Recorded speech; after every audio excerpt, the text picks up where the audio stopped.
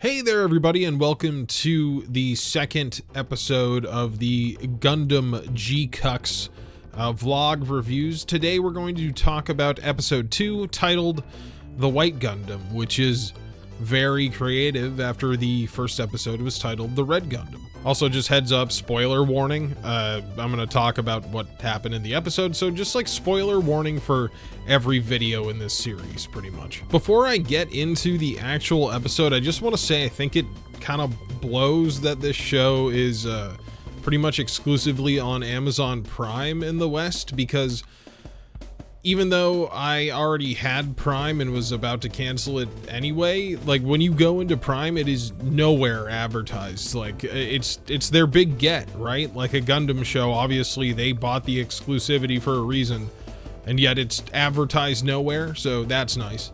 Thanks a lot, Jeff Bezos. So this whole episode is a flashback to the end of the One-Year War, mostly starring Char as a main character. We get to see how things are different between this timeline and the normal UC timeline. For instance, in this timeline, Char actually showed up with his two goons to find Project V.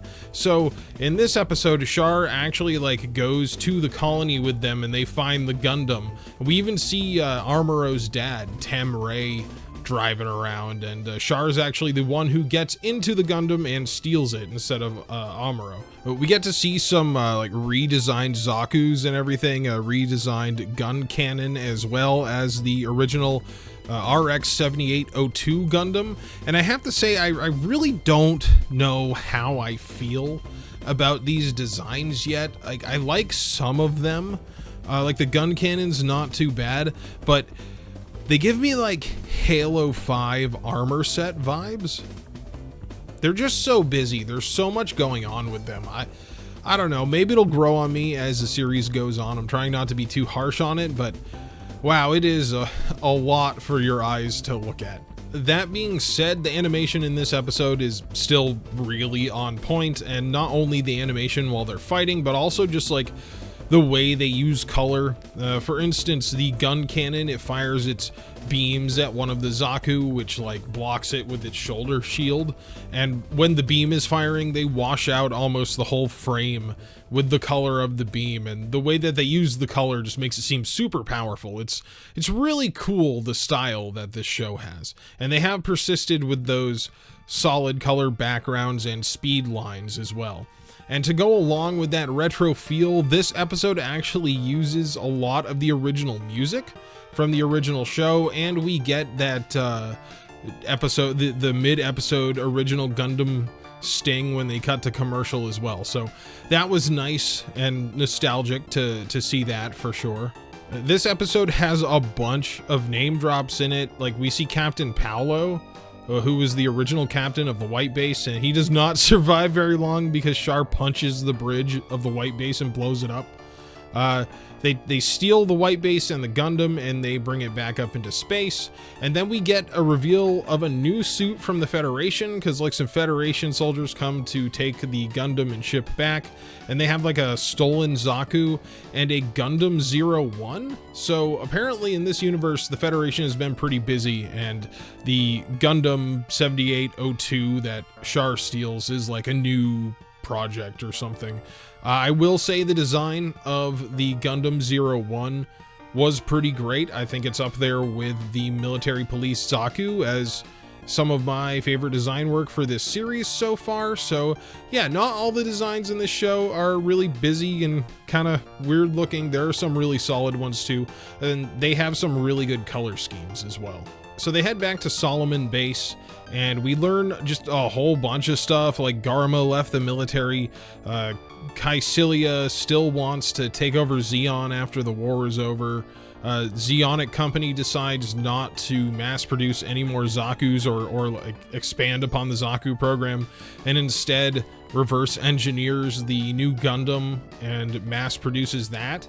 Then right after that, we learn that Char is a new type. He talks to Dr. Flanagan, who gives him the "you're a new type" paper, congratulations, and he decides that he's gonna recruit other new types into his little new type corps. So he recruits Shalia Bull, We don't see any Lala in this episode. I was really surprised she didn't show up, but I still think she'll show up at some point in the series. Also, we learned that Solomon still fell in battle, like right after that, and Dozel died. Who knows who killed him? We've seen hide nor hair of Amuro. He wasn't even mentioned, so who knows? I think this episode feels a little rushed, honestly. Like, they were at Solomon talking about the Gundam program, and then like they cut away, and now Solomon's gone, and they're talking that about the Battle of Abo Aku and how it might be the last battle for the homeland. So it just jumps around like over like the course of months, quite frequently. And if you haven't seen the original Gundam show, it just seems really confusing. In fact, if you haven't seen the original Gundam show, I don't really know if you would even know what the fuck is going on in this episode, because it doesn't really stop to explain much. So the white Gundam is painted red, and an Alpha Psychomu gets put into it, which allows Char to control bits. So we get to see bits for a little bit, and then after that, there's a big battle where like Char and Shalia Bull like destroy a bunch of the Federation forces with bits, and that was pretty cool. This is a hard episode to do this on, because I feel like I'm just saying, and then this happened, and then this happened, but that's how the episode was. It covers so much, almost too much. I feel like this could have been 2 episodes, but then you're spending 2 episodes of your 12 episode run on like a flashback, you know? Finally, Zeon decides it needs to take over Luna 2, so they fly to Luna 2 and start taking it over, and then the Federation like tows Solomon, the base, to Luna 2, and is going to drop Solomon on it, and then Char goes to stop it, and he what was it? He triggers a Zek Nova, and he just like explodes, like his Psychomu goes crazy, and he blows up and takes out a huge chunk of the base. This does result in the Federation losing the 1-year war and completely withdrawing, it says. So good for Zeon, not so good for Char, who's just gone. I guess it kind of is just what happens at the end of Char's counterattack, but way early, maybe. And then we see Shalia Bull on that green-white base carrier, saying that he's been looking for Captain Char ever since that day he disappeared, and still hopes to find him. And we get like a little ending title screen that says continuing in episode 1, which, gee, thanks. Yeah, no shit. Yeah, so that episode was interesting. I did really like that episode. However, I don't really know if I can say that I liked it on Gundam GQuuuuuX's own merits. I mostly liked it because it was almost all nostalgia bait, which is fine. I hope the whole show isn't just nostalgia bait. That is my big giant hope for Gundam GQuuuuuX, but that episode did not quell that fear at all. I did not think that Char would still be piloting the Red Gundam, but at this point, I think my prediction for that is actually it's going to be like Char's Force Ghost. His new type Force Ghost is going to be piloting the Red Gundam. I don't know. I don't have a reason for that. That's just my prediction. I'm throwing a wild one out there. So yeah, that was an interesting episode. I have no idea how all that is going to tie into the clan battling stuff and the present day storyline at all, unless Char is featured heavily. It almost seems like it will be a waste of time. So that's my guess, is he's going to show up now. I kind of wish he wouldn't. I kind of wish it would be something different than that, but that's okay. So yeah, you'll have to let me know down below what you think of Gundam GQuuuuuX so far. I think that it's hard to judge right now.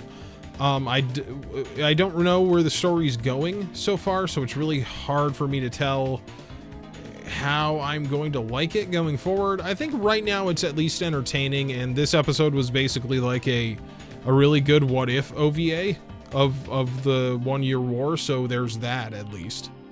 Yeah, let me know down below what you think's going to happen, how you're liking this so far, and if you're not liking it, let me know what you wish they would have done better. And if you are liking it, let me know what your favorite thing about the show is. So until next week, when I cover another episode of Gundam GQuuuuuX episode 3, We'll see you again soon.